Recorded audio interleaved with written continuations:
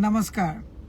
বিজেপিক জিকাবলৈ নিৰ্বাচন জয়ী কৰিবলৈ ফিল্ডত নামিল AIUDF প্ৰধান বদৰুদ্দিন আজমল ডাঙৰীয়া। আজি এজন বিধায়কে কৈছে যে বিজেপি ঘৰুৱা কাম নকৰো, আমি সকলো সিটতে য'ত য'ত কেণ্ডিডেট দিলে বিজেপি হাৰে তাত আমি কেণ্ডিডেট নিদিওঁ, য'ত য'ত আমি কেণ্ডিডেট দিলে বিজেপি জিকিব তাত আমি কেণ্ডিডেট দিম।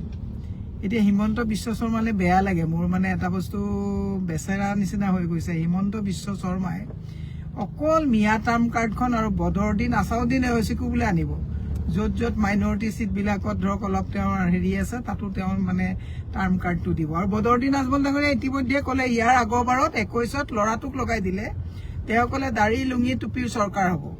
আৰু এইবাৰ বদৰুদ্দিনে হিমন্ত বিশ্বৰ ত্ৰাণকৰ্তা হিচাপে কৈ দিলে যে অসমত মিয়াৰ চৰকাৰ হ'ব।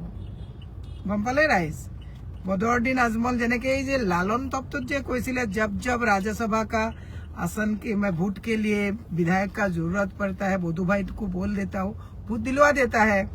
বধু ভাইৰ লগত যে কেনেকুৱা সম্পৰ্ক আপোনালোকে গম পালেনে? আৰু আমাৰ সহজ সৰল মানুহবিলাকে বুজি পোৱা নাই, এওঁলোকে মিয়াৰ ভোট ভয় খুৱাই দিয়ে, আপোনালোকে মিয়াৰ ভয় খাই পেলাই গুচি যায়। ক'ত মিয়াৰ ভয় খুৱাই পেলাই? চবতছে ডাঙৰ যদি তেওঁলোকৰ ত্ৰাণকৰ্তা হৈছেন বদৰুদ্দিন আজমল ডাঙৰীয়া। আজমল নামি গ'ল ফিল্ডত, বিজেপি সহায় কৰিবৰ কাৰণে নামি গ'ল। ইতিমধ্যে আপোনালোকে দেখিছে দিলীপ শইকীয়া ডাঙৰীয়া দলগাঁৱতো বিধায়কৰ গাড়ী তেওঁ চলায়, তেওঁ উঠে। দলগাঁৱৰ বিধায়ক যে তেওঁ গাড়ীত উঠে, তেওঁ গাড়ীত চলায়। আপুনি নিজেই দেখিছে, আছে, মই ক্লিপিংছবিলাক দি দিম কমেণ্টত। কিন্তু মই অসমৰ সহজ সৰল ৰাইজক এটা কথা ক'ব বিচাৰিছোঁ, হিমন্ত বিশ্ব শৰ্মাৰ 26ৰ নিৰ্বাচনী বৈতৰণি পাৰ হোৱাৰ একমাত্ৰ তেওঁৰ টাৰ্ম কাৰ্ডখন হৈছে মিয়া। আৰু সেই টাৰ্ম কাৰ্ডখন চলাবৰ কাৰণে বদৰুদ্দিনক এটা স্ক্ৰিপ্ট লিখি দি দিলে যে তুমি এতিয়া মিয়া কথা কৈ থাকিবা, যাতে উজনি মানুহে ভয় খায় যে মিয়া আহিব।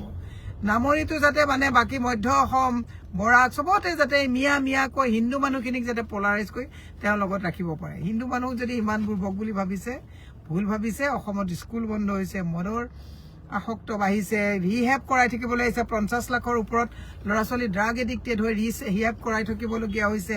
মানুহে কথা ক'ব নোৱাৰা হৈছে, ভাষা ক্ৰাইচিছত আহি আছে। আৰু দুদিনমানৰ পিছত আপোনালোকে দেখিব অসমীয়া ভাষা ক'বলৈ মানুহ নাইকিয়া হৈ যোৱা অৱস্থা এটাত আহি গৈছে। আজি তাৰিখত বিহাৰীয়ে অসমীয়া গো বেক বুলি কোৱাৰ এটা পৰিৱেশ ইয়াত ৰচনা কৰা হৈছে। অসমৰ স্কুল কলেজ সকলোতে নিশকতীয়া অৱস্থা এটা হৈছে। নামি গ'ল বজাৰত বদৰুদ্দিন আজমল, হিমন্ত বিশ্ব শৰ্মাই নমাই দিলে। ৰাইজ, হিমন্ত বিশ্ব শৰ্মাৰ এইখন মায়াজালত যদি পৰে, 26ত যদি আকৌ এই চৰকাৰ আহিবলৈ হ'ল, অসমত অসমীয়া ভগনীয়া নহয়, অসমত অসমীয়া ভিখাৰী হ'বলৈ গৈ আছে। এই কথাটো আপোনালোকে মনত ৰাখিলে ভাল, মই মনত পেলাই দিলোঁ। বৰ্তমান 26ত চৰকাৰৰ নিৰ্বাচন কোনে খেলিব? হিমন্ত বিশ্ব শৰ্মাৰ আৰু তেওঁৰ ভায়েক, ককায়েক হ'ব, ডাঙৰ ককায়েক বধু ভায়ে খেলিব।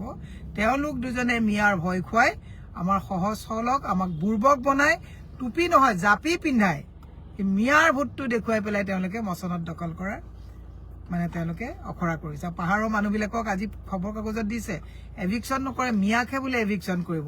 মই অসমৰ মানে গুৱাহাটীত থকা পাহাৰৰ ৰাইজসকলক সুধিব বিচাৰিছোঁ, 85,000 ফেমিলি আছে ইয়াত, কেইঘৰ মুছলমান আছে?